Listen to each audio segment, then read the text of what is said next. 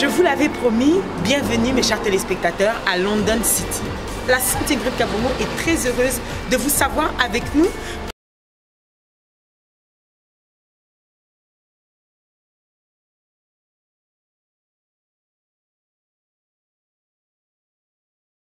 L'acharnement est quelque chose qui paie. Pour London City, ici en Angleterre, je me suis dit que ces artistes-là ont besoin d'être vus en lumière, ont besoin qu'on puisse s'y intéresser ou encore se demander que sont-ils.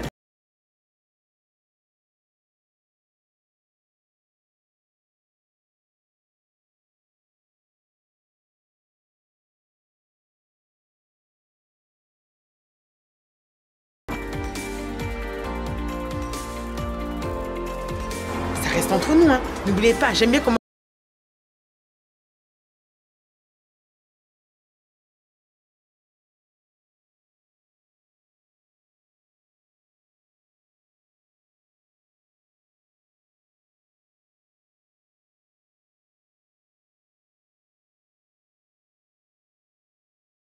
Spectateur.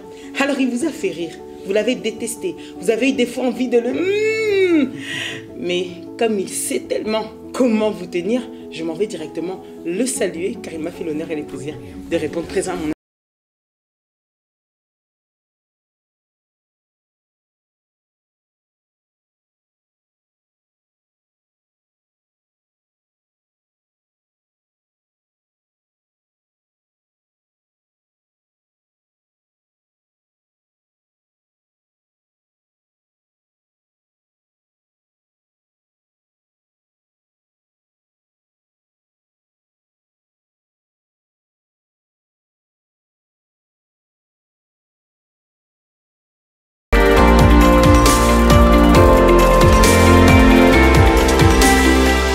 V12, bonjour. Bonjour, maman Ingrid. Comment vas-tu? Je vais très bien. Tu sais, j'aime bien quand tu commences par tes douceurs là. Ça veut dire qu'on fait là pendant l'émission. Je sens déjà qu'il va nous en faire boire des vertes et des pas mûres. Ouais. Ça va? Très heureux de passer à ton émission. Moi de même. Je suis parmi tes fanatiques. Ça c'est vrai? Je l'ai dit en public. Je suis parmi tes fanatiques. C'est pas moi. J'apprécie tes émissions. Merci beaucoup. En tout cas, ça me va droit au cœur. Tu es un grand artiste. Yambo Cannabis sur la RDC. Merci. Tu as fait ce que tu as pu faire. Tu continues à le faire d'une autre manière. Et c'est peut-être tout ça qui nous a emmenés aujourd'hui à pousser, à seulement te recevoir. Et je remercie d'ailleurs l'effort que tu as fait de quitter là où tu viens pour venir me rejoindre aussi à Londres. Donc c'est, je pense, dans cet état d'esprit qu'on doit continuer à travailler. À part ça, ça va? London. Très bien, London ça va, England ça va, à part les Covid, mais sinon on est là. Comment tu as été touché? J'imagine, je pense que tu as dû perdre aussi des gens comme nous tous. C'était une période assez difficile quand même. Comment toi tu l'as vécu?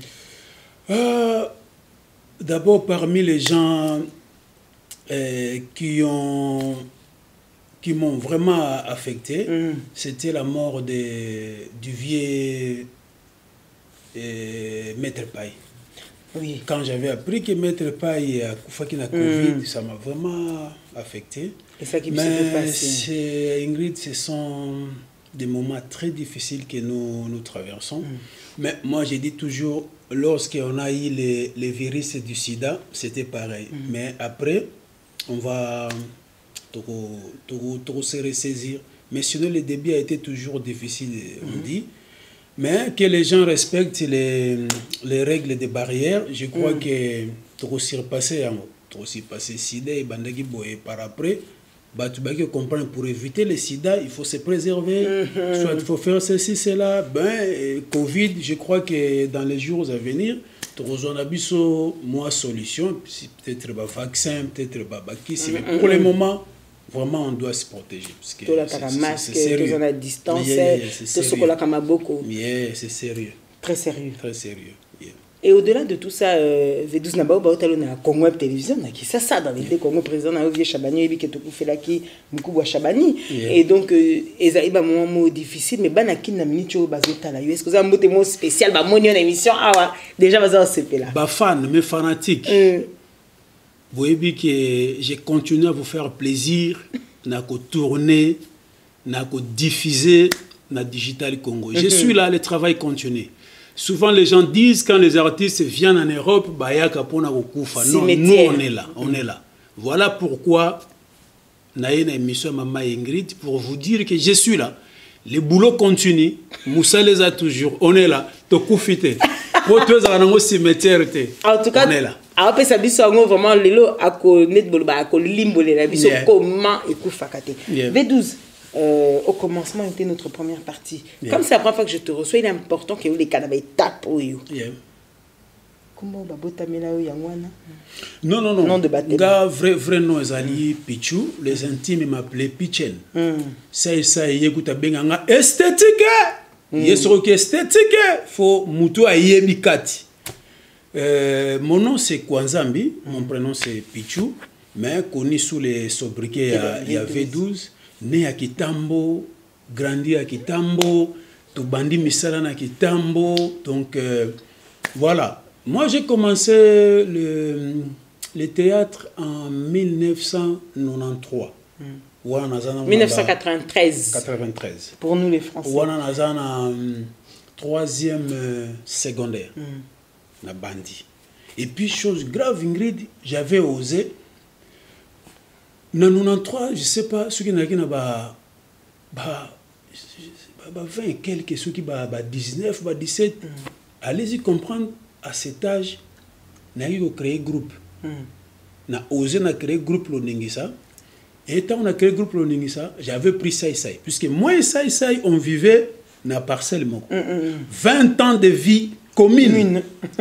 Parcelle commune. Biso si qu'on appelle une parcelle moko mais ba porte donc papa na biso a dit que papa basai puisque à l'époque tant où tout na basai papa na basai aza qui souté alors c'était maintenant papa na ngamuta comment qui papa na bon. Alors quand j'avais pris ça à ce qui sera nabi to me ko sala musala o aventure et bandaki comme ça to créer groupe Loningisa titi on a évolué le vieux Kadiombo est venu de Lubumbashi. Aïe a comme on na Kitambo na même parcelle na ba en Pakaloui.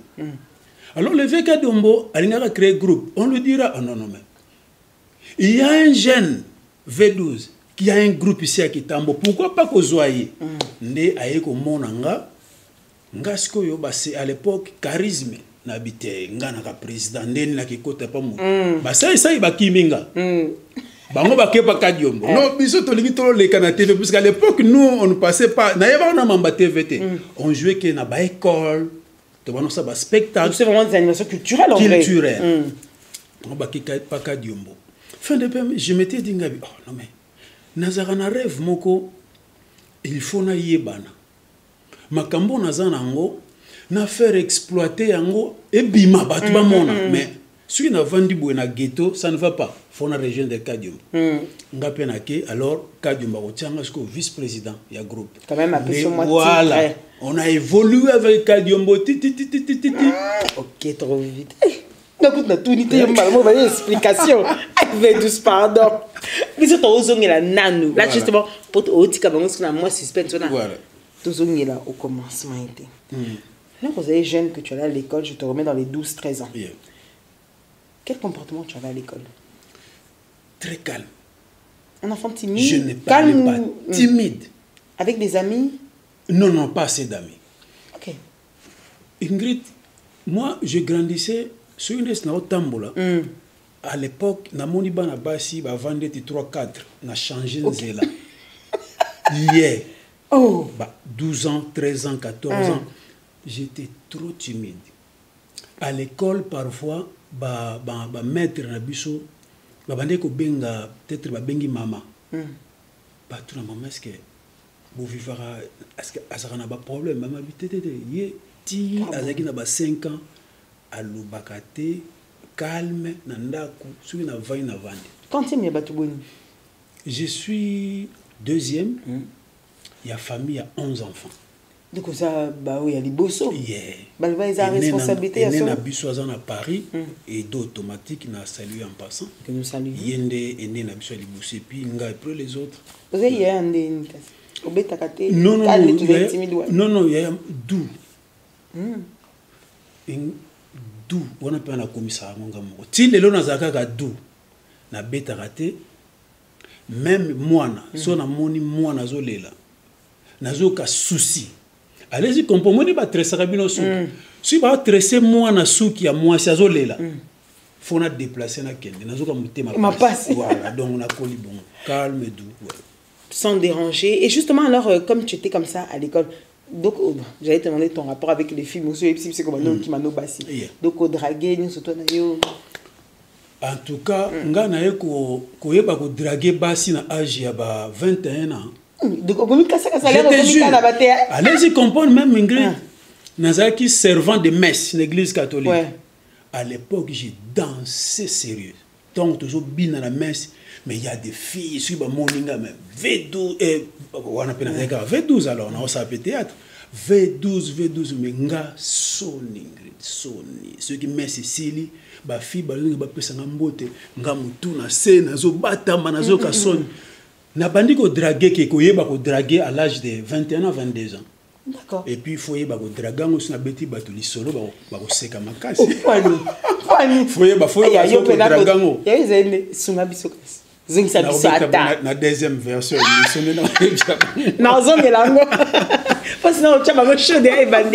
mais justement, alors, si tu étais comme ça, à l'école de Banouzoua, tu dis très bien. Entre les 10 premiers. Ok, entre les 10 premiers. Donc, vraiment, et ça, quand on a 5e primaire, on a 11e. Ah, souci, mais si vous avez entre soit 3e, 2e, 4e, 5e, mais premier, non, on a dit que là, c'est bien pour ça, sincérité. Ouais. Et alors, justement, qu'est-ce qui a pu permettre que. Comment tu as commencé pour quelqu'un qui est timide? Tu ne vas pas quand même nous dire que c'est difficile. Il y a quoi un jour côté ma pour théâtre, il y a quand même une animation culturelle. C'est devant les gens. Ceux qui m'a 3 bassines à venir. Quand 20 personnes, 100 personnes dans l'école. Quel était le déclic? Voilà. Le déclic, c'était un jour, Nazara Kotamboula, j'ai vu un papa à Télémi, à prêcher, à prêcher. Parce que quand on prêché, tu vas qui paye. Bazo leka. Quand même, tu as prêché. Nana Télémi, moi, mouké, nabina yoka. Mais, tu peux yoka bien. Il faut aussi la ligne. Groupe Salongo, tant que tu la télévision chaque jeudi à l'époque, maman azo lamba mais tiki ko lamba à télévision. Donc pour véhiculer message bien, muto yoka likambo, donc faut les kana na télé. Et puis nazaka genre ya bana ninga émission na kolaka timide, na bande ko lingate ba agresser bato.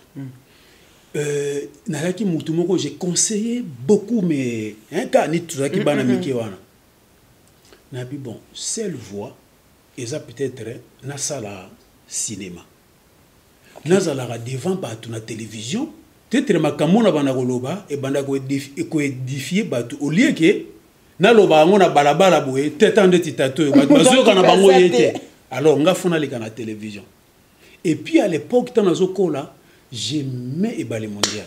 Ok. Le papa ballet mondial alors. Natuni, est-ce que papa batangaka, on me dira oh. Et ballet mondial fut un préfet, azaki préfet. Il y a école mokosuki ya kimbangiste bonga bia. Donc bato basala ka théâtre, bazaka pe bato batangaka. Donc ça métier ya ba zobate. C'est parlant de naiko vanta papa nabi nangina sa musala. C'était terrible. Puisque à l'université, on a sali droit. Ok. Mais quand on a vu papa qui n'a pas côté dans le monde, c'est vraiment difficile. Très très difficile. Il y a papa qui benda bika. Mais tant que Monique n'a pas évolué dans la étude, n'a pas évolué. Puis à ce moment qui n'a sali musa théâtre mais n'a changé n'a gardé calme, maîtrise pour y avoir nos canzonneries qui sont bandi boy. Osimbikisi bagoyoka yoke oh a ngrosaki fille moko boy oh mususu batela bon mais amoni biloko na pana ngata bia c'est vrai la paix c'est chance voilà et c'est comme ça qu'il t'a donné la chance et c'est à quel moment qu'alors dans tout ce que tu nous dis tu étais toujours à cheval en même temps classe en même temps théâtre Quand est-ce que dans ta tête, tu t'es dit que je veux en faire mon métier, je veux vivre de ça? C'était quand? Lorsque tu es comme ça, le film, mon kona sai sorobondo. Non, tu vas comme ça, le titre, mon producteur à Tchaka, Les aventures de Sai Sai. Film, maintenant, tant que poto, va retomber dans le banikoya. Puisqu'à l'époque, tu es bagité que cinéma, foot, producteur à Koya, il vous paye peut-être 7 000, 10 000. Nous, on croyait que, peut-être les gens ont un ça là, beaucoup de gens, bah, 50. Tant que tout le monde va retomber dans le banikoya, mais, n'a pas gagné vie dans ça là. Si je mets du sérieux, mais n'a pas gagné vie. Mais si quoi, faut se lancer dans la jupe et notre décision d'organiser, de structurer le groupe, puisqu'à l'époque, moi j'étais président, ça comme fondateur, de structurer le groupe, tout ça, il peut pas papier en tête, tout ça, il va cacher dans le bureau. Le producteur, il a signé contrat, toujours les cambos sérieux. Tant que maman peut découvrir c'est une occasion. L'envol. Na kende penza. Na comme un groupe salongo. Voilà. Et c'était parti. Mes chers téléspectateurs, rien que pour votre plaisir, regardez cet extrait que j'ai choisi moi-même. Alors, une histoire où vous verrez les 12 avec Sai Sai. Moi, quand télémis, le quoi, poteau. Enfin bref, regardez avec moi le savoir-faire de cet artiste et on se retrouve juste après. À tout de suite.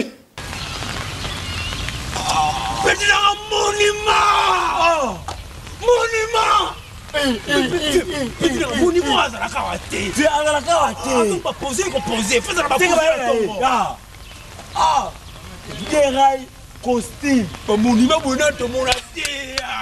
Vienangai. Laura. Désiré. Camila. Désirez-vous. Des costumes. Mon coton. Mbataki molé. Laurent de mon amour. Maintenant, siège na biso fait comment? Viens, atala ba petit. Tu vas na côté le marara, ba compte makambutu. Viens, oui monument ndenge mo kaka na final Lumumba. Lumumba. Toi tu as fait partir ko a Pékin makambutu changer. Viens, tu as gâté le même coffee. Viens. Tout ça moi il compte. Avant de quitter le ba petit. Tout ça va.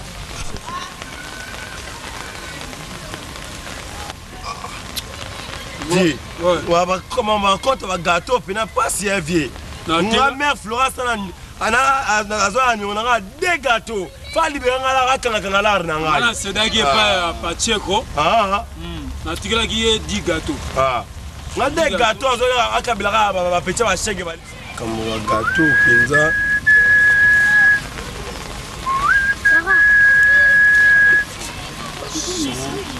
PV12. PV12. Fais la blague. Tire la blague, tire la blague, tire la blague. Il y a un gros blague à nous. Donc ça va gâter la donc ça va gâter la donc ça va gâter la donc ça va gâter la donc ça va gâter la donc ça va oh botengai oh botengai oh botengai oh botengai si menga kingo viens bisa gâteau là viens bisa gâteau si menga kingo viens na tête tozanga ina yo Monument Lumumba Abuja. C'est quoi que tu as justice? Petit mais maman tu continues bon on a coulé la joie. Tout à fait. Pour la gâteau on se la faux. Même pour la gâteau on se la on va manger les monuments à boire. Pour la petite qui par rapport à eux. Mouyi va pas mouyi va pas mouyi. Ça va viens, ça va petit, j'ai touré. 10 gâteaux, 20 gâteaux. 40 gâteaux, 50 gâteaux.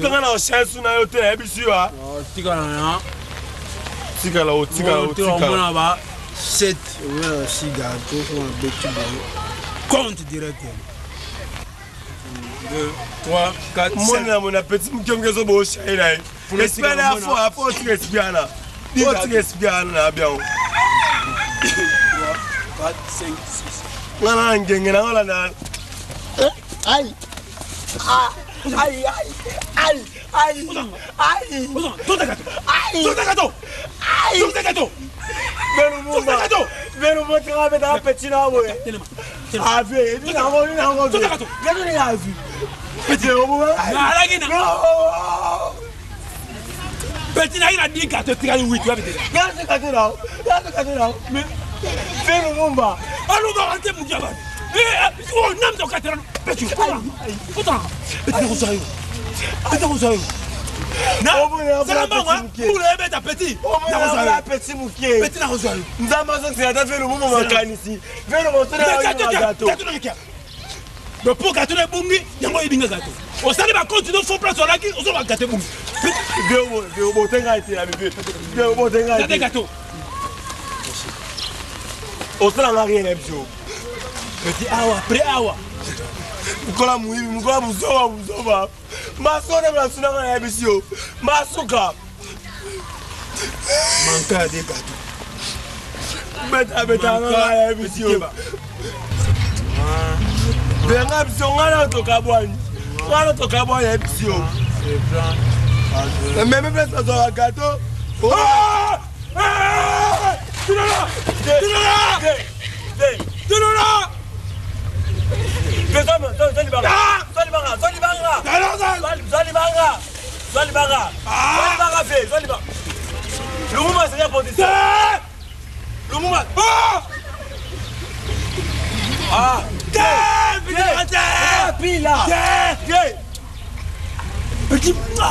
Tu là!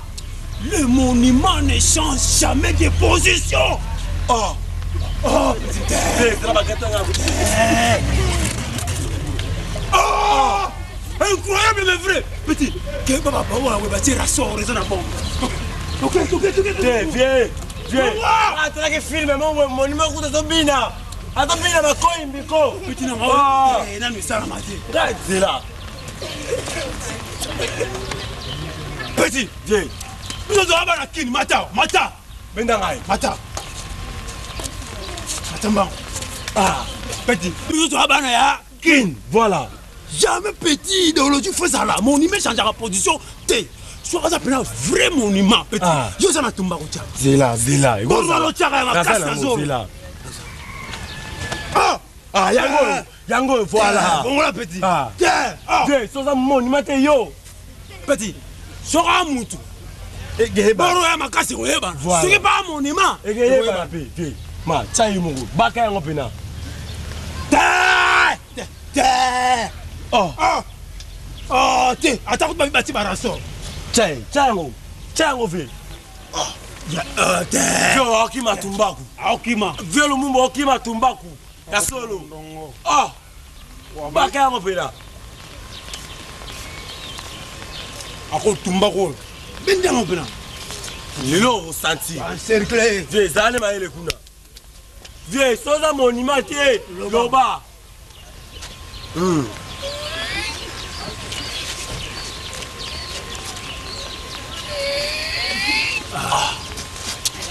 Il compte à où, viens, compte à où.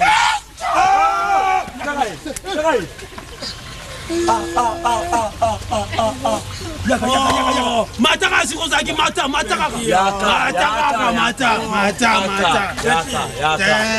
Okile poani. Okime. Bino basasa bino bajete. Comment tu l'as dit? Monument à Lumumba. Lumumba là qui frère national yo là tiens pas. Yo Lumumba yo. Na hero. C'est là. Lumumba hero ngana lelo. Vieux. Attends mon frère vieux. Attends yo. Na matelte na yo. Na ajo yo.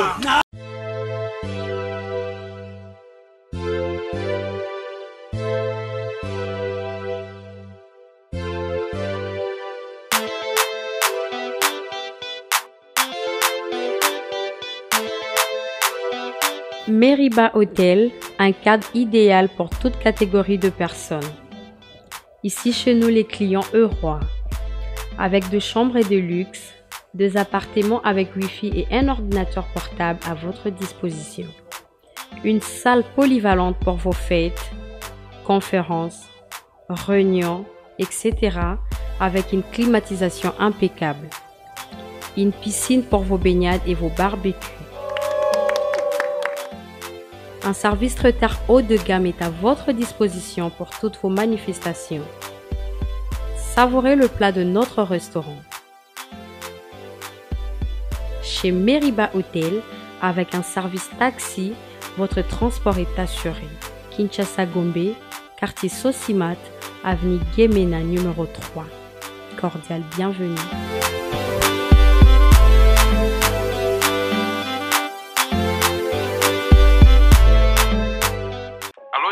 Oui, Trésor. Boni. Ouais, ça va. Bisous à toi, Nzala. Toi, un bloc relié. Non, Trésor, ne te jouez pas avec moi. Bon, ça va te communine. Hein? Aziz a oucho benganga oh yaya le relié zate. Carmia benganga kuna yaya to l'ambité. Au juste, j'ai envoyé moi on a tindi 300 € pour la provision. Mais vous avez sanga lelo. Lelo car on a début moi bolo relié zate donc provision to ba maman tienne provision nanda coûté. Ne te joue pas avec moi l'argent en Europe, je te ramasse pas dans le dessous du trou du sourire papa. Tala, bosala lisusu lokola anste, cuisine na biso. Et bongiseli bande konabino na ba masa na bino, merkambo ya kitoko. Pona kosomba biloko na mokili mobimba, consultez notre site internet ou téléchargez l'application Cuisine Abisso, topez beau s'abonner na page Facebook, Twitter, Instagram, to YouTube, topez bo benga na numéro ya Cuisine Abisso. Cuisine Abisso. Et ko komisa biloko na bino, na ba famille na bino, paye pas ba masa na bino na Kinshasa. Surtout, profitez de la formule Nabisso pack Poesa très avantageux. Voilà, Bossamboué. Pas question de comme ça. Je paye l'argent, on vous grignote la nourriture là-bas. Na pesimo a na poto, kuna ba pesimo bilo. Solution, solution, c'est fini. Moi, je prends directement mon abonnement parce que trop de magouilles, trop de manœuvres, trop de préfabriqués, tu envoies, ça arrive pas. Désolé. Laissez Libota et Sipela. Bonjour, je suis Christian Mabakadroba. Lorsque j'envoie de l'argent au Congo, j'aime que ça arrive vite. Lorsque j'envoie de l'argent au Congo, j'aime que ça arrive en toute sécurité. Lorsque j'envoie de l'argent au Congo, j'aime que ça me coûte moins cher. Alors, je confie mon argent à MacCash. MacCash est un moyen de transfert d'argent efficace, rapide, fiable et moins cher. Pour plus d'informations, consultez notre page Facebook, Instagram, YouTube et Twitter ou appelez-nous. Avec MacCash, je suis près de la famille et de mes activités professionnelles, malgré la distance. MacCash, c'est du cash. Profitez de notre promotion actuelle. MacCash, comme si vous remettez de l'argent en main propre.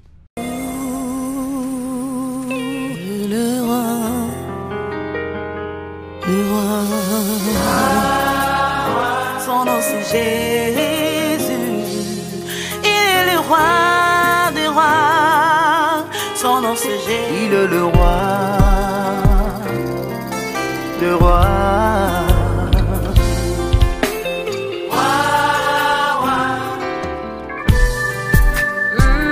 He's the King of Kings.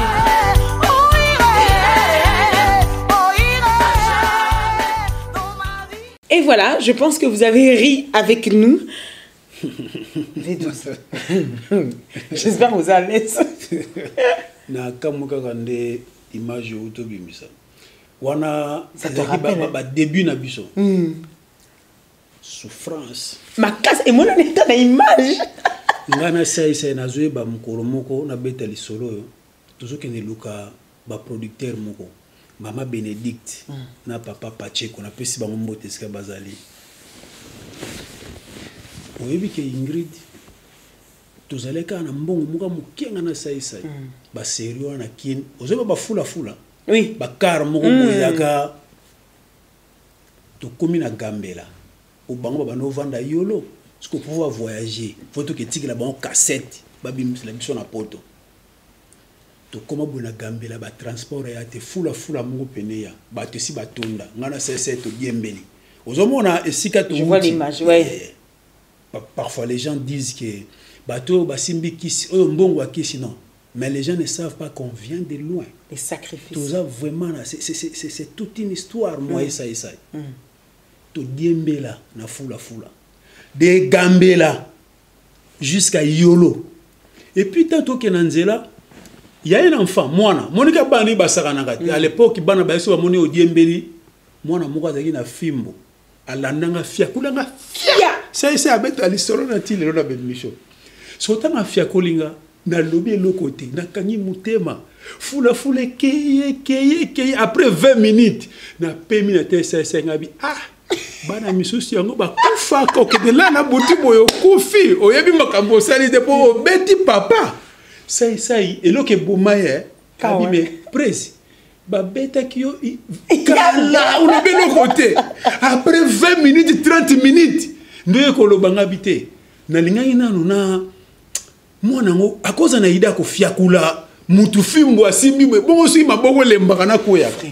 On vient de loin maman Ingrid tout ça vraiment na parcours. Et les difficultés rencontrées justement quand tu prends cette décision, il y a Kosali la Moussala Oyo. Comme tu le dis si bien, c'est un parcours. C'est-à-dire qu'en vrai, c'est semé d'embûches. Et il y a une facilité. Pour théâtre, peut-être il y a les lots et cause de la moins facile, il y a la vitesse internet. Mais il y a Kala. Et ça qui vraiment pour que même quelqu'un retienne ton nom. C'est-à-dire qu'au Salita, vous souciez belé. Les foutimuki, les difficultés rencontrées étaient lesquelles? Au-delà, il y a par exemple au PCO. Mais s'il y en a d'autres, même, c'est-à-dire que pour que même les Kakata na TV, même pour être reconnu, parle-nous-en un peu. Beaucoup ça là, beaucoup de scénario. Pour besoin d'abord site à tournage. Bah tu n'as pas banani. Bah V12 nani. Bah ça là théâtre. Mutu papa c'est binonda. Azo ko ignorer. Ah boye banité. Et bon aussi bon bah ça le théâtre en aussi quoi après. Pour besoin non site problème. Pour besoin mutu à ko filmer bino. Pour à l'époque tu y bagina on te que ko somba caméra ou matériel. Faut boluka caméraman, bo fouté mbongo, boluka monteur. À l'époque, tozo monter na zo ba garçon monga bandoko ya na babilo moko boy, azo memango. Azo betango loka machine à dactylo akala. Pour bo kongo ba combo ya bossa la générique. Très difficile pour besoin matériel. Et puis pour bo ke na chaîne, besoin chaîne espace. Ne wana ne makam. Bazo to yebi wana na zo ba sai to kina na ragana sai. Batuna. Nani ba eko loke espace oh ça na V12 banani basala nini pour ba pesa bino espace très difficile et puis moyen pas de financement zate vous tourner ndenge car na ba moyen de bord vous moi quelque chose vous tourner ce n'était pas facile pour moi ba difficulté vraiment d'abord na début auto mais par après et c'est quand que la chance a souri dans ton parcours là. Quand est-ce que la chance a vraiment souri ou c'était là le déclenchement? Il y a Bandeli, il y a V12. Le coup de ma bête, maman Ingrid, déclenchement à V12, lorsqu'elle a intégré Kadiombo, Mokie, Kadiomba, comment que ça, la moi, ba marché moko ya ko jouer kana ba mindele to comment ko zo moi ba mbongo mais déclenchement penza makasi lorsque na rejoindre groupe Salon tam na bandi ko jeune ba mabo mengo ba tu ba zwinga sko na niveau moko pour abi ko jouer na ba mamoyo c'est que garçon yo aza penza ba tu ne parlande penza Europe ba ko découvrir nga catégorie nyonso parce qu'à l'époque tant tout ça ba théâtre ba gag wana c'est vrai tout ça qui succès mais niveau pendant que ba classé yo parmi les grands le meilleur et là qui tant on a intégré groupe Salongo et puis nazalaka même sélectionné na équipe nationale na joie et pas ya musée Laurent Désiré Kabila tout ça la matouza oui. Et puis j'étais sélectionné dans film moko ba Nigeria banga ba rosa na Congo. J'étais parmi les acteurs sélectionnés puisque bango bayaka biso to yebité ba bande ko tala ba les artistes qui passaient dans la chaîne de télévision. Et nous na digital, moi j'étais parmi les acteurs sélectionnés à l'époque. Donc voilà. Tu as intégré groupe Salon en quelle année? Si tu te souviens pas. En 2002. 2002. Là, Chitengsa n'en était plus. Chitengsa n'en était plus. Tant que Chitengsa n'a qu'ei, groupe Salon, on a compte à RTNC comme ASBL. ASBL, ok. mais au grand complet longola kaka chitenge sana mais bango nyonso au grand complet ndeto bande ko leka skona raga raga TV. Et justement, qu'est-ce que tu as appris justement d'un grand groupe comme Salongo? Parce que c'est jouer avec des gens qui ont commencé le théâtre où il n'y avait qu'une seule chaîne, donc c'était la chaîne de l'État. Donc ceux qui ont les assurances bango. Donc même quand ils changent et qu'ils vont chez Raga, ben, c'est quand même une groupe Salongo, vu que c'est les mêmes acteurs. Les gens se sont déjà identifiés à chacun. Dans la rue, on reconnaît un Bomengo. Dans la rue, on s'identifie à un Elombe, on s'identifie à un Massas. Entrer dans un groupe comme ça. Groupe Salongo, je l'ai dit toujours, Maman Ingrid, pour moi, il y a qui passage moko pour nana kolisa moi maël belé aujourd'hui texte scénario nanga échange kokoma. D'accord. Na qui ko apprendre mingi pa ya mama Bomengo na mama Bolingo. Parce que quand on jouait na groupe Horizon ba texte na nyo sur bono mono ngam na baloza script mais peut-être ba tu ba éviter. Et puis souvent ça qui ce qui mama Bomengo na poto a obenganga atindi scénario na bongisi yango na sali show ya bacteur bango baye ba jouer donc na kolaki na kokoma scénario ba expression faciale pour moi à l'époque na kalato sa ba théâtre o lo banuka tam so marié dialogue ba malobozoro ba te na expression faciale na yo mais pas ba ma Bomengo tu as appris tout ça si to kolisi sou mayele wana et puis maîtrise ya musala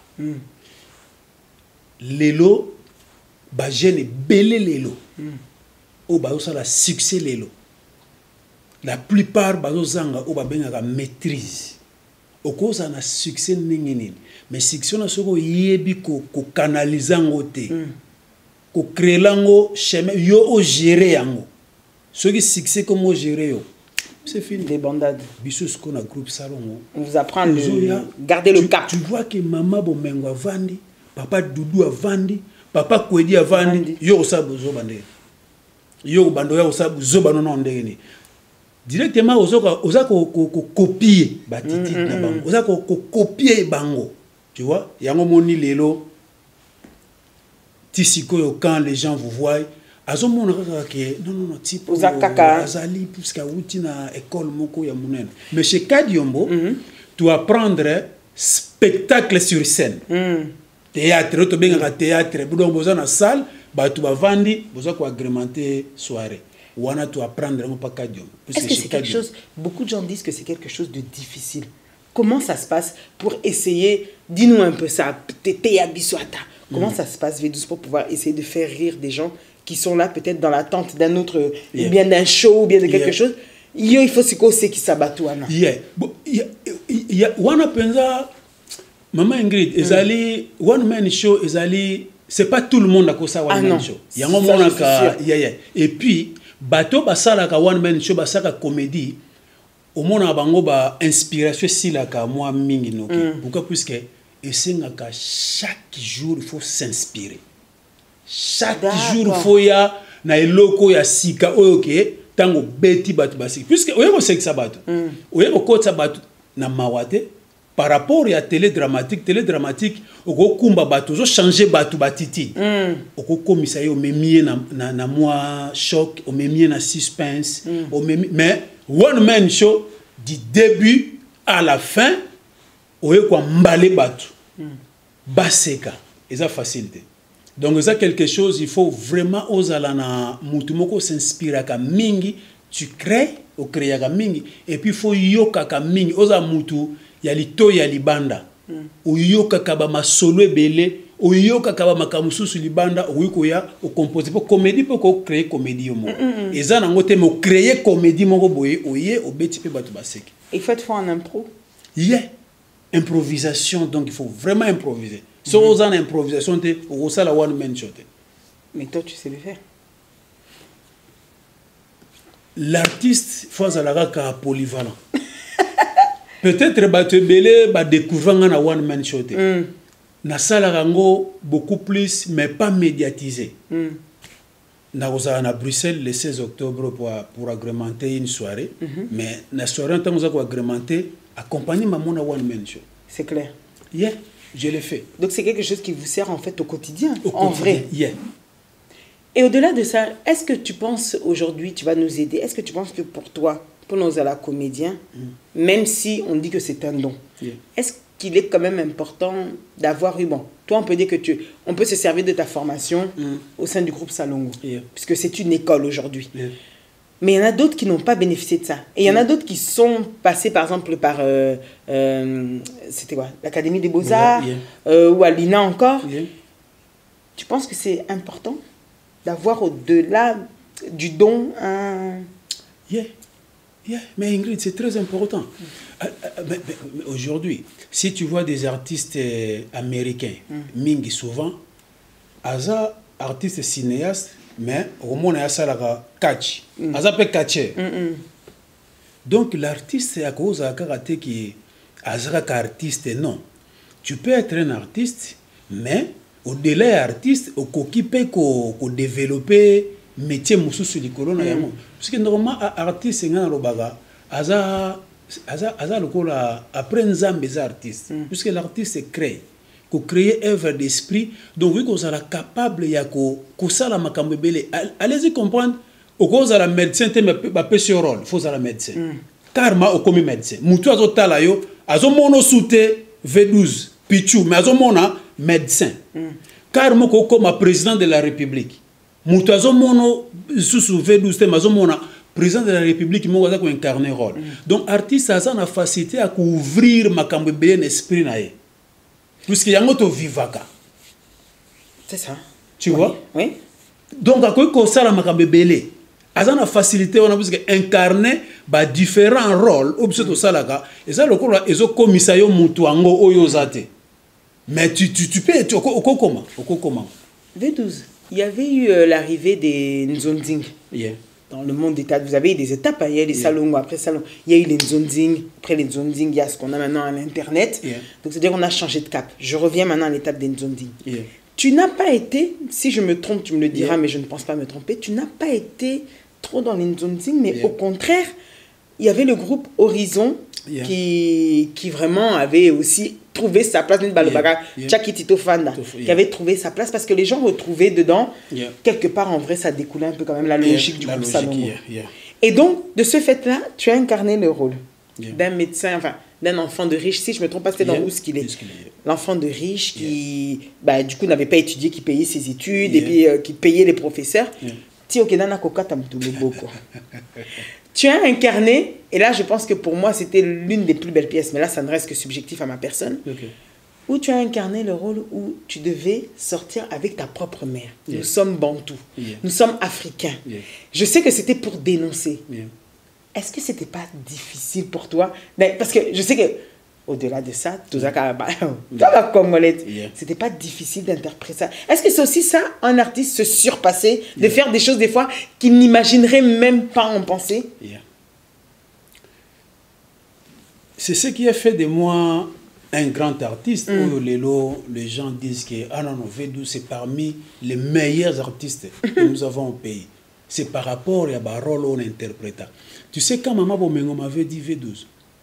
Na film oyo okoje mwana ngai mena suka toko bimana yo na tali mama franchement na mitalinga na kenda kuna bandu préparer na bime ndini na kusala ngo. Non mais c'était pas facile, mais comme l'artiste aza, on dit l'artiste doit être polyvalent. Artiste d'abord pour un rôle était ce va pêcher rôle ou quoi incarner rôle nyonso. Nous n'avons que mon qui non, mais et ça rôle ba pesinga il faut na salango. Mais bango mo mabo mengo franchement pesinga tant nazo peso rôle nazo ba est-ce que ça les m'a bien puisque rôle wana normalement ça rôle fallait Massasia jouango. D'accord. Mais à l'époque Massasia kendaka je crois Nigeria. Alors et c'est Côte d'Ivoire je crois entre Côte d'Ivoire. Côte d'Ivoire. Papa, même papa Doudou, le défunt Doudou, a bengi ma bon habité V12 a joué rôle on a bien.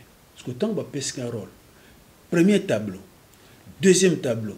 Ma bon a bengi ma bolingo pembe na mais garçon a yebi ko jouer. Et puis ngamoko, na ça qui tellement na confiance ngabité. Ce qui n'a bien tia ko banga mabe.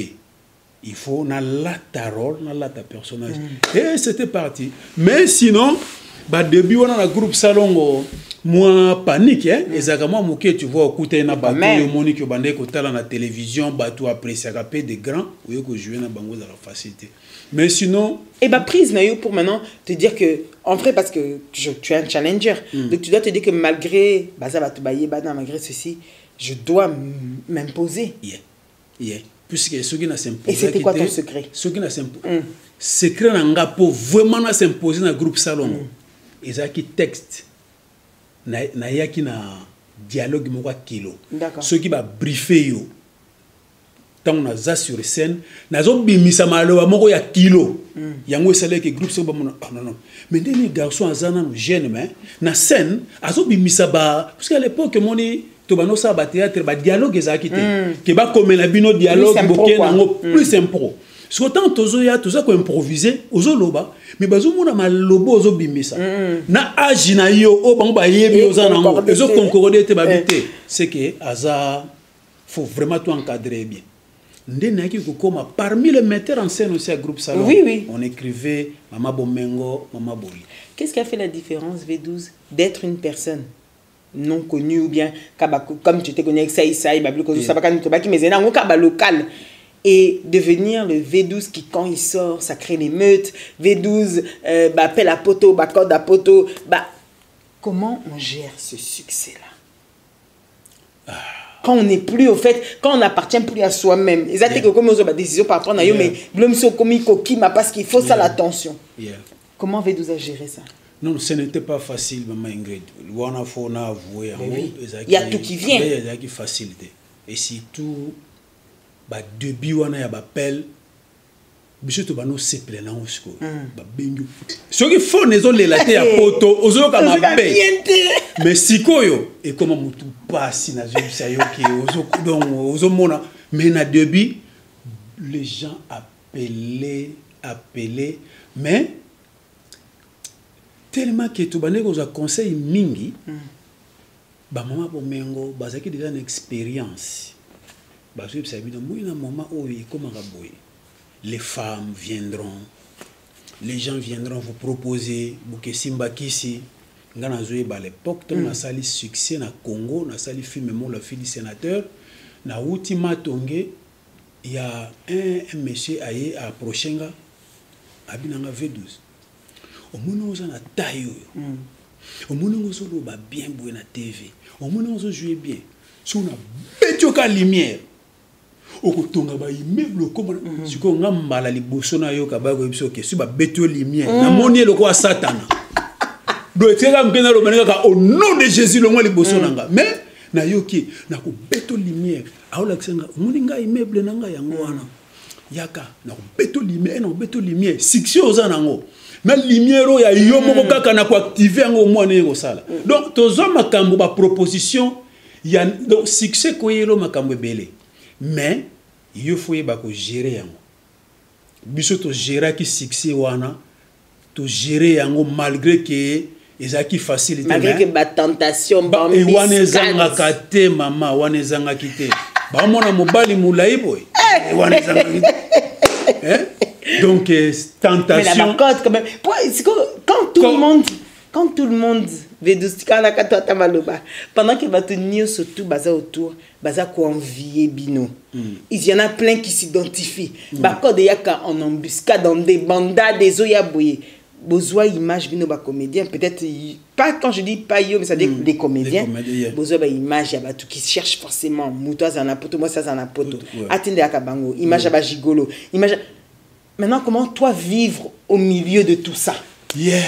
Bon, maman, balobaka adage mugolobaka muyaka moka fingisa bayaka nyonso. Eza musala to sala.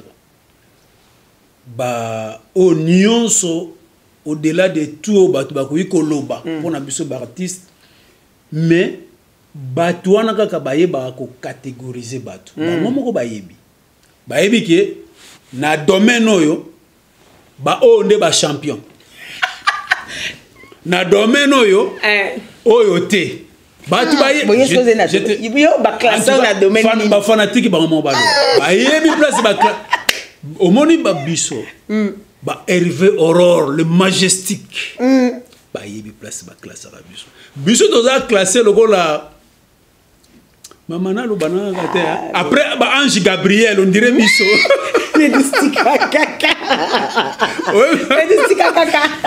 Après bah Ange Gabriel on dirait biso. Mais maman ça wana na kosote Ingrid tout ça là qui est fort to garder vraiment attitude na biso hein.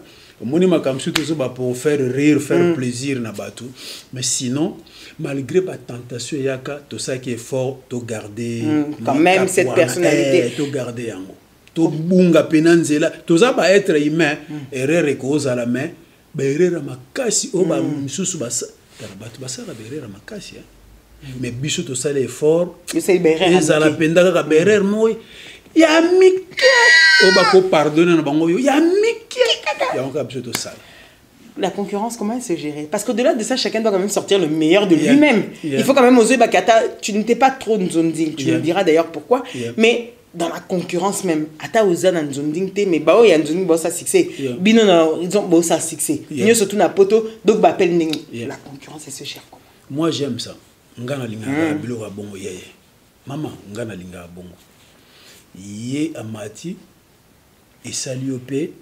Au salamakasi au mata ceux qui concurrence ces athées au banomona ceux qui yomo ozana top ozaka yomo kona top au banda ko créer biloko mususu mona ke nazaka ngamuko et au lembisa yo mais tant concurrence ces alloy biki o ya mati c'est ngana mata mais biso toza de génération en génération génération ba mabo mengo génération boye toza peka na génération ya ba ndeko na biso ba frère na biso o ba po biso toza kakati tam soupe tozo komela bango peka ba scénario tam soupe bazo peka ko jouer pe na ba film biso tozo sala mais pour nga concurrence ezaka mabete ezaka mabeka ka soke komi ba o ba komi ko Simba Kisi sala boye finga leka na YouTube chrétien V12 chrétien Hervé Aurore to chrétien sai pour muto bima non wane ko mabe mais ce qui est pour na ko challenger que totombo la cinéma ya Congo non pour nga concurrence ça non mabe mais mabe kaka tu avais été content quand même est-ce que pour toi c'était profitable de te dire avant c'est vrai qu'on vous associait plus na Bandedi V12 on mettait malamo sai est-ce que le fait que maintenant toi tu œuvres de ton côté lui aussi de son côté ça te plaisait quand même qu'on reconnaisse ce talent de chacun différemment plutôt voilà. Moi je me dis eza nzambe mutalingaki.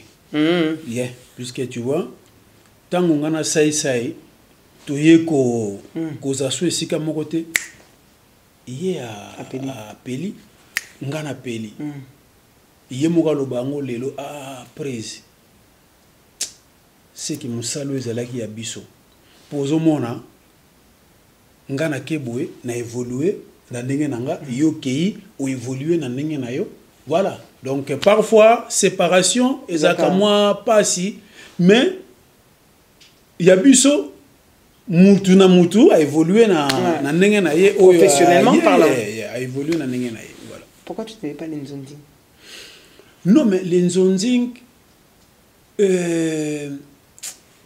Mama Ingrid nga na lingaka nazaka na tango na koti pena kombo evandi na robaki na koteka kombo na désordre te fona za mutu moko présent mais rare ba monanga na esika moko tango ba monio ba ebiki mutu yo po bo monae fo bosa so fo bando lukanga ezate ke o fongoli boyo moninga na eloko moko boye bat ba bina kana ba soutien excusez-moi bo fongoli boye bo moninga na zo jouer na batu moko boye bazo finga batu bêtise o fongoli boye o moninga non na linga kinazala na garder kaka cap nanga mais ce que ko zonga na Nzonding respecter contrat pour maman ba producteur air moko ba komaki vraiment incroyable producteur comme nanga mutu monsieur tout le monde ayena kaka apesio moi elamba apesio moi nini ayebso ke luka o luka mabanga na poto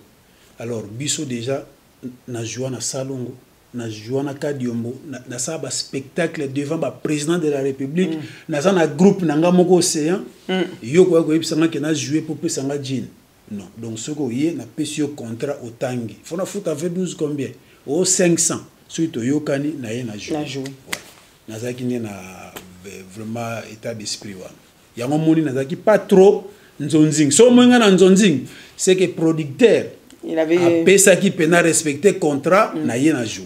Ok. Et du coup alors bon alors t'étais pas au final trop nzonzing, tu préférais qu'on respecte les contrats.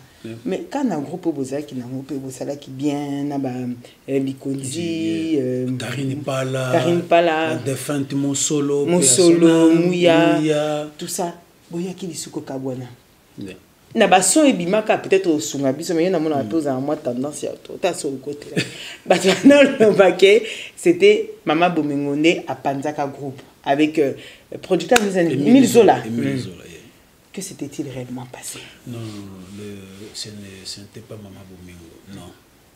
Loin de là, pas du tout même. Tu vois, là où Batuba Zali, Mama Ingrid, Makambozan a monté. Makambozan a raté. Et c'est quand moi, mes attentes, mon boy, et comme Yaki, parce que Mama Bomengo, Aza Mama Bomengo, Aza qui. Actrice moko ya négliger te ya minimiser te to ya luka ko kitisa pour producteur peut-être au commune à niveau moko bo comme teka ba filmer non ya ki kaka moi mes attentes moko entre producteur on dira comment que ko respecter te ba nalo ba close na bango ba yokana ki na Mama Bomengo. Mama Bomengo quitté Bruxelles, Azoyakin, on dirait entre Bango, moi, ba close ba yokanaka, et zaka les sous vraiment respecté. Alors, producteur a comme une tendance mingi à s'attacher netina biso, surtout nga, na Likonzi, na Karine, pour que biso, tout ça on dirait tout écarté Mama Bomengo. Or, groupe Horizon pour commander ezaki bongo ezaki ba effort Mama Bomengo. Producteur mettait des moyens pour produire. Mais sur autre moyen, film au produit. Ce que ça m'a cassité, ça bien été. Bon, bango tang ba yokanité, groupe ça nene et qui est Emile Zola a sali a continuer na bato mususu Mama Bomengo pe a créé groupe na ye pe mususu mais kaka Horizon et tikala ginango et puis biso to continue na biso ba tournage na ndenge phénomène et yaki ya ba combattant et loko kassa penza et ça phénomène combattant puisque je me rappelle tous on a 4 films tournés on a no Mama Bomengo a diffusé yango a bomba yango tant ba combattre yaki bazo buka ba cassette nde yaki ko bomba ngo yepa yaka soupete à partir wana voilà. Groupe Océan, le groupe qui est ton groupe à toi, ton propre groupe, était devenu au Congo à une période, je me souviens d'ailleurs en 2000, si je ne me trompe pas, c'était 10 ou 11, tu avais gagné le prix. Non, c'était Dédembier. Je me souviens, tu te souviens d'ailleurs. On gagnait un trophée. Il y a meilleur acteur. Il y a meilleur acteur, après meilleur groupe aussi, non? Meilleur groupe, voilà. V12 stabilité, il y a un groupe, vraiment le groupe qui ne bouge pas. Donc, et quand il y a vents et marées, il y a groupe Sinar qui monte. Et quand il y a des fois groupe, il y a Devos, Emati, Évangéliste. Mais toi, tu es toujours stable. À quoi te vaut, si je l'ai bien dit, pardonne à Mikosate, c'était dû à quoi? Comment toi aujourd'hui, l'air au talent dans le rétroviseur, on a au Meka où tu avais gardé ce stable pendant que Baninga, vents et marées, entre-temps, il y a Pinoko Ping-Pong, groupe. C'était dû à confiance. Na collaboration on a zaki na bacteur na tu peux comprendre maman Ingrid nasali groupe Océan kende na 25 ans mais ti siko na zana bacteur basali pe 25 ans ba Belcanto ba Chicago ba Bel ba basali 25 ans na groupe donc na yebaki o balobaka tolobaka na terme na biso na yebaki ko solo là. D'accord. En tout cas, j'étais un président très cool avec les acteurs, mais na bande ko sala ba thème moko ya makasi yango moni na zangi toujours à l'époque na zoé bana ba né moko boui na yipite sur ba 2007 2012 13 digital bana ko diffuser série moko El Diablo ngana zo lexa entre père et fils film moko boui so El Diablo wana e yaka na succès mais digital ba pesa nga trophée ba bina ngabi comment El Diablo ça la succès so ngai koto na lexa entre père et fils ezaki on dirait ba histoire moko zo kende ndenge moko mais El Diablo wana le cas succès ngana le kisan de père et fils succès force de ka ba thème na zo exploiter ba thème moko oyo ke papa mama bana bako vanda bazo tala ezate ke bo komi place a moko boye bokangi ba bloquer nga boko bloquer te papa pena vanda no bana bo funga no matoyi bolandi na bino mais boko seka mais na ko sekana na ko exploiter ba biloko moko boye za ke e genete yango moni sala ki force na nga na o maintenir cap o aye na succès ngana za tisiko je fais 4 ans ya libanda mboka mais groupe naza toujours un espace na digital tozo passer toujours na kin rien à dire ko lobako tuté bactère nanga stable muto akendaka te ba boujaka te et puis na yeba ko solola na bango na matière etali mais V12 donc ça veut dire que c'est sûr quand a mingi bango côté wana pour bien. Les gens se demandent mais comment ça fait que Bactère a V12 tout cause à te retenir à ta combo moko biso tu as encore en tête V12 on a un système bébé un système ya chibé yo le wa raté yo lingité héritier banane ba yebana une kayo ko fait oui bi Davina ba fanatique baby Davina actrice nanga formée na groupe Océan formée par nga Davina ça la succès makasi c'est parmi ceux qui ont 5 filles à YouTube, Mikolo, au bazar à succès. Davina. Princesse, c'est mon actrice. Chicago, c'est mon actrice. Mama Sissi, c'est mon actrice. Karine parle en 50% groupe Salongo, 50% Océan. Yeah. Puisque Karine a vraiment évolué, peu mingi na pemé na groupe Nangai. Puisque Tilelo a vice-président du groupe et a chef tel yemuta soki parana ba do si fille moi ça li buzoba na groupe yemuto azoka charge ya fille donc Karine parle à 50% azaki Salongo 50% Océan mais siko e komi 70% pour Salongo tant e koma mingi mukie par rapport ya groupe Océan tu vois donc actrice ba yebani bazana bango mais souvent Bactère ndena conseillaka il faudrait pas que kozela ka président yabimisa yo non lelo ba émission comme belé souvent actrice mususu Bactère balinga passer na ba émission te avant dina or que monde ya lelo ningiza ko évoluer siko na internet YouTube ils ont senga de temps en temps faut que les kaka au lobby au teki combo na yo na ko teka combo eso permettre peut-être ba producteur bazarana bango soutien mais ba mona yo quand même oteka moi elongi na yo V12 na Kinshasa mais les yeux rivés kaka na poto non ngana ki poto Ingrid moi ton na vandi kine na banota la musala ningi zo kende musala on habite musala on dirait que kokufa ba komi ko futa batu ba $20 ba $10 ba misuku ko futa te et puis na otala oh mais c'est un sponsor abandé ko futanga 7000. A comment foutre à 400 500 habités. Bana boke tanga na poto. Bana boke de kotanga nazomona musala papa ekomi ko kitati jour. Yeah, lokola biso peto zakana batu mote ke ba mandian obwaka kama tolo po ba peso mbongo non na bibana boke poto soki bokei botanga kuna bo évoluer comme ça nga papa wana Congo ata mbongo ekotité mais nazanga moko na yebi comment ça va déjà moi-même tout ça yango na zoki décision famille bana bayana bango ko kotanga na poto et puis voilà nga yebi système a poto za so komi il faudrait d'abord au monde aux na vie à famille faut ko s'installer ko yeba comment les choses se passent mboko ye ezandenge nini.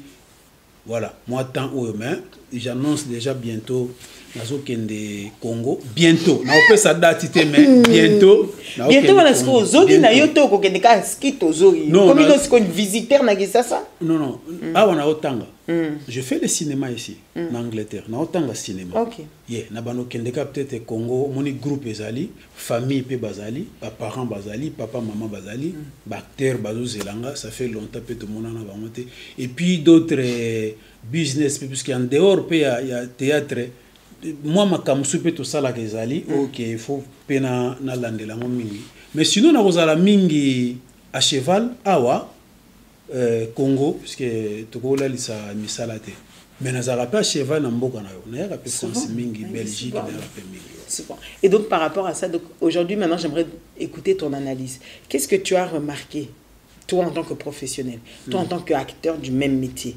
Aujourd'hui quand tu vois quand même que la vidéo, il y a les pièces de théâtre proposées dans les chaînes YouTube, dans les multiples chaînes YouTube créées entre les gags et le théâtre que tu vois même les pièces jouées. Tu arrives à regarder ça? Tu t'y plais? Tu t'y retrouves? Tu trouves que c'est prometteur? On répond à deux volets. OK. Volet liboso, c'est encourageant. Il y a comme on a l'élo au lieu que mutu jeune akende asala ki kuluna amoni ki misali zate na ya kokota quand même na sala moi métier na encourager wana na volet wana j'ai dit oui volet mususu bato sko bazuya na métier yango normalement fallait baluka ko kuyeba quand même musala baye ba norme na ngweza ndenge nini ata moi formation mo ko kuyeba parce que biloko belezo le kalio na TV yango komisi cinéma na biso down ekiti si parce que bazo mona comment un artiste a ko salaka du lundi ti aye dimanche asalaka atournaka kaka tanini oko s'inspirer tanini mutu na yo ko vanda pour créer pe loko ya sika YouTube non ponanga j'avais même proposé une association na biso mon vivant na biso ki artiste congolais tout ça qui na koyokana on allait créer nini moko ya YouTube uniquement pour na Congo mais nani ya kolinga muta ondimata mais sinon lelo penza d'autres trucs ils ont ngo sokotali c'est quand même au mona ke bato ba réfléchir basé quand même na idée pour ba créer loko mais mususu il a vraiment du n'importe quoi. Et est-ce que tu t'imagines toi maintenant si tu n'étais pas venu il y a 4 ans faire ça? Non. Devoir faire ça plutôt? Non. Tu te vois pas? Hein? Non. Franchement, non. Yango moni même à l'époque pour na kota na banzonzing c'était déjà difficile. C'était difficile et qui m'a passé puisque eloko nyonso lelo mama lelo eza na actrice musu ba ozo bango asala théâtre te ba yeka ba zuye yaka loko aza bien yaka kota sala lobabo ayebi makambo sala te ngara benga bon sont des artistes ramassés par hasard ayebi loko sala te ayeka mais tant ba kotia na YouTube alobi mais tala ba théâtre ba congolais oyo biloko nini baza osala nga pena biloko mususu je m'imagine pas mais au sala nini V12. Il y a beaucoup de soucis quand on a théâtre parce que rien que même au niveau de l'association, vous avez aussi un NTPC, je crois que c'est ça.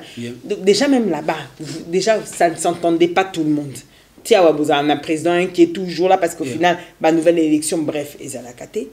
On a vu dernièrement quand même un acte, d'ailleurs j'aimerais avoir ton avis de ça, un acte de la première dame, Denise Nyakero Tshisekedi, octroyé à certains une sécurité sociale. Toi qui vis ici en Europe, tu sais encore mieux ce que ça représente. Maintenant, pour la moutoise en Afrique, qu'est-ce que tu en as pensé quand tu as vu ça? Bonne idée. C'est encourageant. D'abord, j'ai dit merci à la première dame, Maman Denise, na initiative Joana Zouaki, puisque Maman Ingrid, les artistes sont abandonnés na Congo. Les artistes sont vivants, na biso na effort, na biso et ça penza na obabenga ka politique moko culturelle les ate na mboka pour na ko aider ba artiste mais ba acte ya boye eza ba acte ya ko betela maboko ya ko beta artiste aza créateur. Artiste azali eza musala moko noble. Ba comment on a raté que artiste abeli il faut aller na télévision asenga bo edenga bo sangisa mbongo bato apoto bo tinda et ngana l'élaration na mona bloka bongo je pleure na bi mais musalo est-ce que les Congo savent quand même que bazana ba artiste faut pas protéger mais tant que ba initiative a besoin ou na ba autorité à l'icolo je ne fais qu'encourager applaudir. Quelle est ta vision pour les années à venir? C'est-à-dire, on va devoir attendre quoi comme surprise? Je pense que pas le plus gros, tu as fait déjà beaucoup. Mais comme tu es un artiste, tu es un challenger, c'est-à-dire il reste encore beaucoup à faire. Qu'est-ce que toi tu aimerais encore? Tu te dis que tu n'as pas encore gravi. Qu'est-ce que tu aimerais avoir? Sortir du cinéma congolais na ghetto, pour tout ça na ghetto. Les lots toujours on a ba Nigérien ba côte na Netflix. À t'as plus de 1000 vidéos. Na Netflix. Comment biso ba Nigérien bazwa idéologie ya kosala cinéma na biso na Congo, comment bango ba évoluer ba taki sérieux. Yango moninga na ti sérieux. Na lobi classe mokolo ezaka pasi mena tanga. To tanga cinéma to za mayele lobi to servir mboka. OK. Donc ba fan ba mona te ke to yeka poto to vandi to sa yelo côté. On étudie. Toujours tangango lobi kuna on ne sait pas peut-être makamsu c'est ko fungwama mais ngape na ba projet zali tolongwa nanu na kotsaka na ba YouTube tolongwa kaka kolekisa kaka na ba télévision comme un vrai contrat. Non, il y a un vrai contrat producteur aye combien film 3 millions 5 millions bo tourner bo teki eleki bo silisi bo ke otyango na ba cinéma ça passe ba batali na ba cinéma mbongo ekoti yango nde nazo rêver pour les jours à venir. Est-ce que tu aurais un conseil à donner à un jeune artiste à Vaninae, ceux qui n'ont Académie des Beaux-Arts, soit Vanine Kananda, qui n'a donné à Sexané, na quartier, to ayebi kaza capable de faire mais à on a net déjà, na ningo sali Hollandi siko, to comme qu'on a des difficultés de makasi lelo. Au bano font sa chaîne YouTube kanaki ça, bano luka caméra, bano luka monter, bref, mais équation plusieurs inconnus. Mais malgré tout, un associé comme acteur, quel serait ton conseil en tant que professionnel? Courage, la persévérance, la volonté. Na beti me le solo ke biso to diembela na fula na sai. Lelo na diembela soute. Non, ça c'est clair. Lelo donc diembela to leki yango. Donc ba tenir bon, bazala courage. Pour musala vous a facilité. Ezaka te ko bandi lelo lobi mbala moko oye. Courage pour exploiter ba thème ya bien. Exploiter ba thème à bien et que ça là que bato ba découvrir yo to longwa na babiloko ya mike ba idée moko ya se quoi to sala ba thème moko ya likolo donc ba tenir bon biso to bandaki peka ka na COZ ba te ke lobby kuna mais tellement que tozaki na ambition moko tozo luka to sa makambuka ya minene par rapport à âge tozaki no ma tozo luka et puis faut pas être na bisika kaka ba betaka lisolo ya nkoi Onkoi, Castel bière, Negenin, Nkoi, mona melagi mukoloneza ki malili. Il faut qu'on ait un environnement au bazo beta ba projet ya malamu. On a évolution musala. Faut pas être gars là. Oh, Negenin, est-ce que matembele wana ndunda wana non. Zala na milieu pe oyo, ton environnement, zana ba conseiller oyo bako help yo, bako aider yo pour lobby kuna o évoluer. Zala na kata siège ya ba grand ya bato mitu esalaka kozaka te na bato ba onde biso toke ngwasuma toke soki ntemba toke soki boye non il faut zapper encadrer na bato ba bando yibisa yo voilà on moni so comme une étape boye sala boye comment boye biso tozaki na bato wana yango moni to évoluer. C'est un conseil qui vous donne en tant qu'aîné, mais aussi en tant que professionnel. Si vous voulez vous reposer dans la ville de Kinshasa, vous avez une seule adresse, c'est l'hôtel Meriba, dans l'avenue Ngemena, commune de la Gombe, un cadre idyllique. Mais pour cette émission, aujourd'hui, je vous en parle juste, mais je vais vous mettre un extrait du savoir-faire. On ne va pas s'en lancer de l'artiste que j'ai à mes côtés. Et on se retrouve pour la dernière partie. Confiez-nous tout. À tout de suite.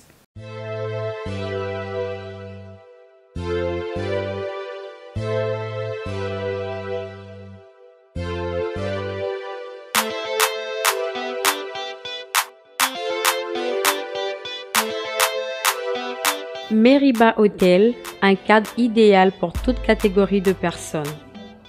Ici chez nous les clients heureux, avec 2 chambres et de luxe, 2 appartements avec Wi-Fi et un ordinateur portable à votre disposition. Une salle polyvalente pour vos fêtes, conférences, réunions, etc. avec une climatisation impeccable. Une piscine pour vos baignades et vos barbecues. Un service traiteur haut de gamme est à votre disposition pour toutes vos manifestations. Savourez le plat de notre restaurant. Chez Meriba Hotel, avec un service taxi, votre transport est assuré. Kinshasa Gombe, quartier Sosimat, avenue Guémena numéro 3. Cordial bienvenue.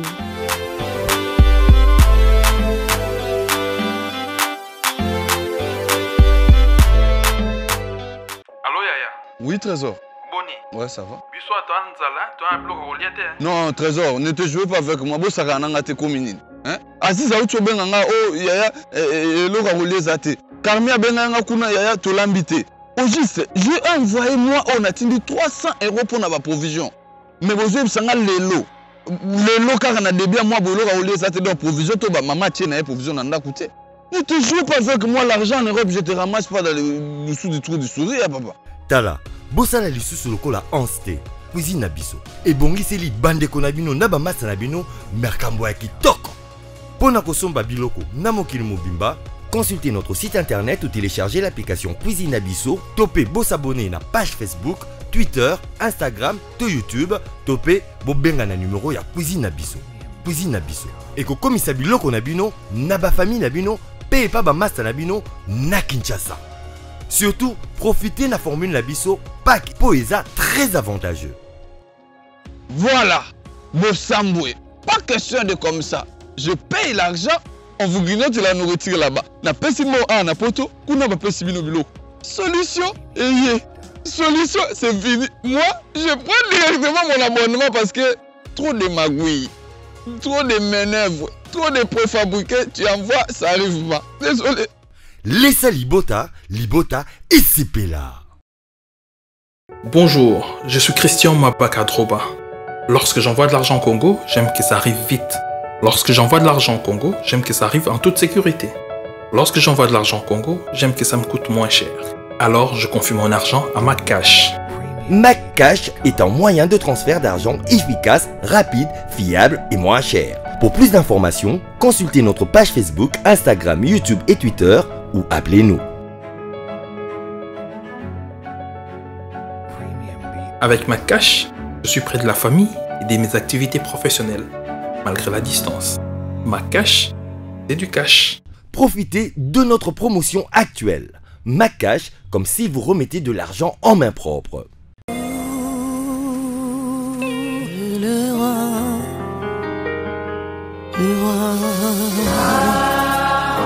Son nom c'est Jésus, il est le roi des rois. Son nom c'est Jésus, il est le roi, le roi.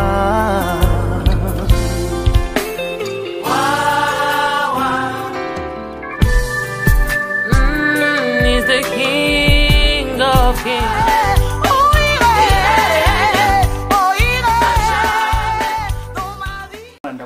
soko lambi boya ina frigo pe uti musala nzala azuka ali ali ako ali eh do na tena ngaka kapona suite aussi sikolia avant que les fêtes na tchetcha mosiko yo na ba ponde za bo fête comment tu vas yeah molie na ndako ya ona linga ito lia na biso na ona ndako OK kuna nga muto Alexandre Loboko yo papa Charles Jojo Lokaya maka chef il est déjà tia azala déjà chef patron ya cuisine il est muto Alexandre Kolamba na création na décoration na de bomeka Loboko Charles Sarala bomeka Loboko monsieur V12 hein instruit par Charles Jojo Lokaya en tout cas moi na 13 ans moi na 13 ans ya moi 13 ans obengela nini akola ça c'est il est 12 ans 13 ans akola Standard, standard. Lakini kuna enoka benga enoka ya biso abenga Mobutu. Mobutu. Faites comme chez vous, servez-vous. Ah, merci, c'est gentil. Hein? V12. Na olia na otika nini na lola. Comment la monnaie, madame? Ngolo, penza ko yona ngolo, c'est dans mon peuple. Na sala ma sécurité, na épicé yango. Meka mama, meka. Nungu ezali. Meka. Meka loboko à papa. Eh, ouais, V12, toi aussi, on t'a pas servi. On va lui dire que ah ouais, chacun. Maman m'a l'habité. Ah ouais, papa m'a l'habité, chacun. Bon appétit d'avance, bon appétit. Merci, merci, père. Et je dis non, comme la soie, non, la simba tante. Et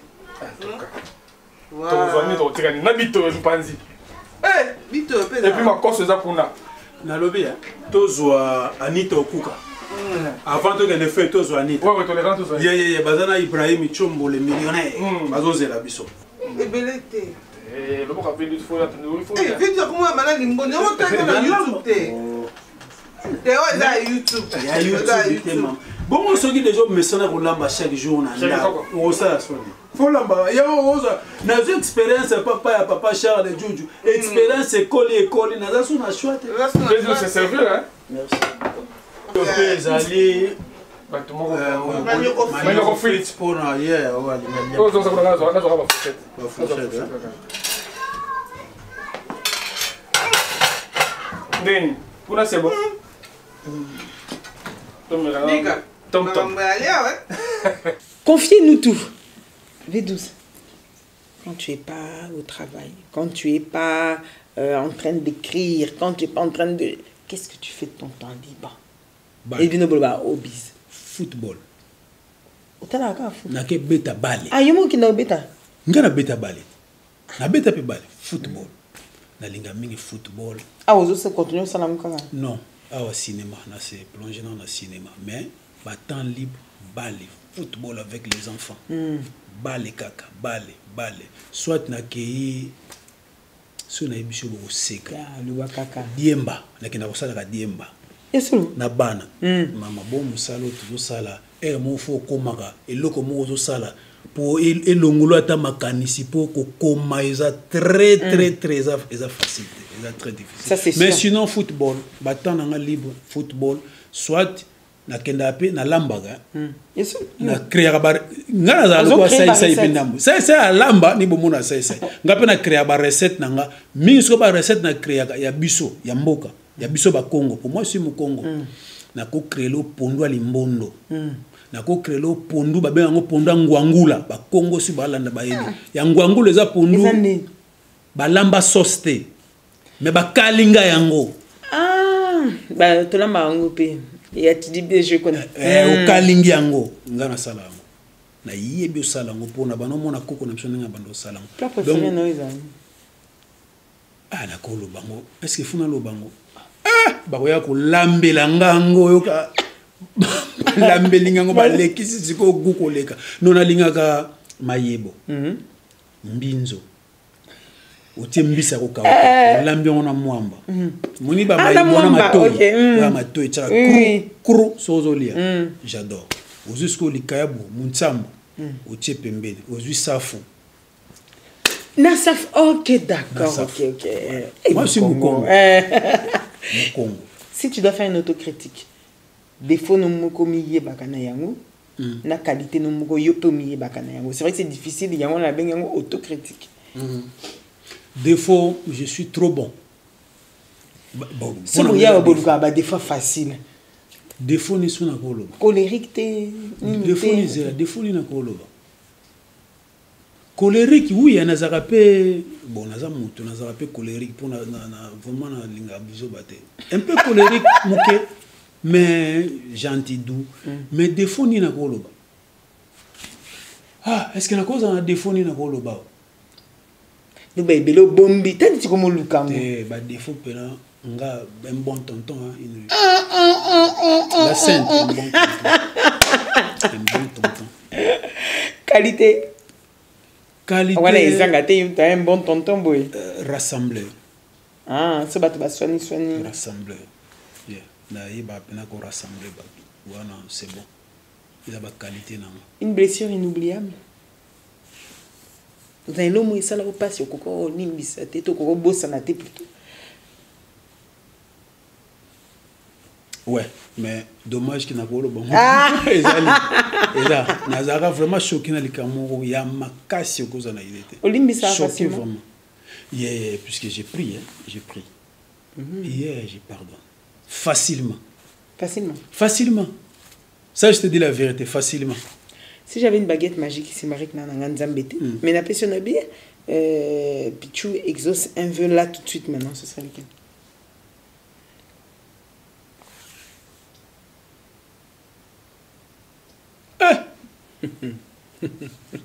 Ça, on va tout dans les cambotes. Batu batika masumu. Amen. Omoni okene musika ko. Batu batika masumu.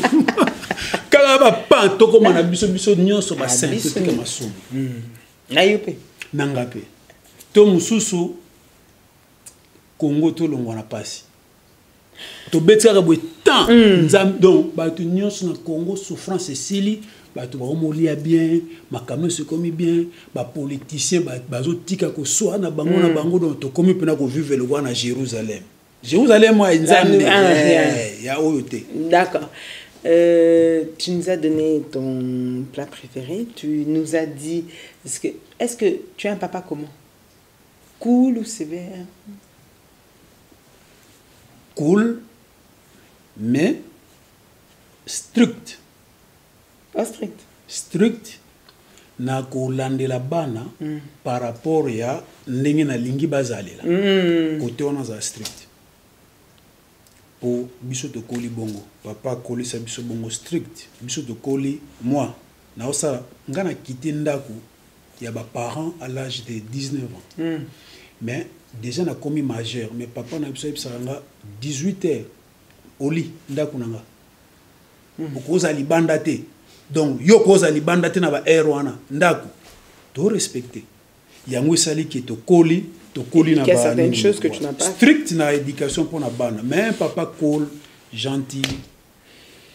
Si on a un dernier exercice comme les angopé émission ngai doit payer entre nous, fais-moi en 30 secondes une improvisation.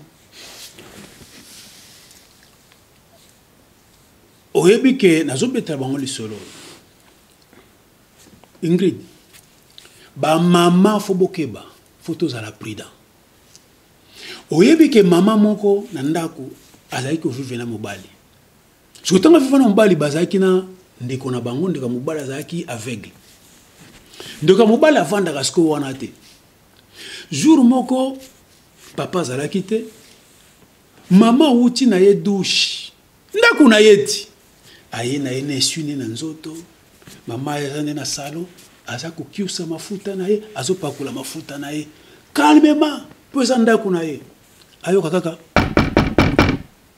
porte de la raté eleli ayoki voix nani voix ya petit frère ya mobali ayebi kaka ke petit frère ya mobali azalaka ne aveugle mama imprudence ba mama tokeba na ba imprudence afongoli porte kota maman lui ozwa mafuta na yo lait de beauté na yo silisa yango na salle de bain to côté na chambre na yo yekaka sur place azune écoute suis à déposer ayebi ke leki ya mobali azalaka ne aveugle maman azo continuer ko pakola mafuta na ye atuni question yaya ye sango nino ye libiso leki aveugle so azo bata sala nini oh semeki omoni ngaye ngi bomona ngate mikolo nyonso na lingina ko yebiso kaka ke mboko na kendaki basalaki ngo opération na komi komona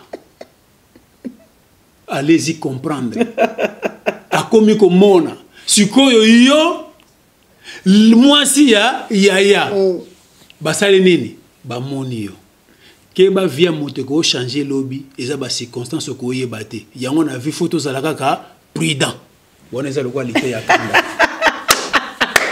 Excellent, c'était cadeau pour vous. Dernière question, dans les questions songi quand même natuni amoté des natuni va question songi tikala la dernière. Selon toi, sans réfléchir, sans préférence, professionnellement parlant, ça et Sobé qui dépasse l'autre. Na s'abstenir. Excellentissime. C'est un réel plaisir d'être avant l'émission. On m'a dit, le grand plaisir est posté.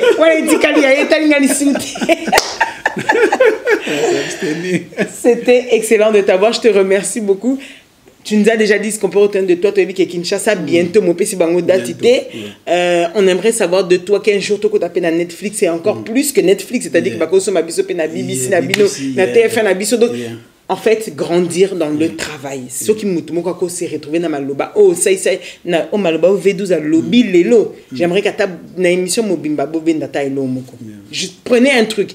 Dans tout ce qu'il a dit, prenez peut-être un truc, ça pourra vous aider. Au-delà même, il y a Moutaza, acteur T, Azamouta théâtre T, conseil de vie.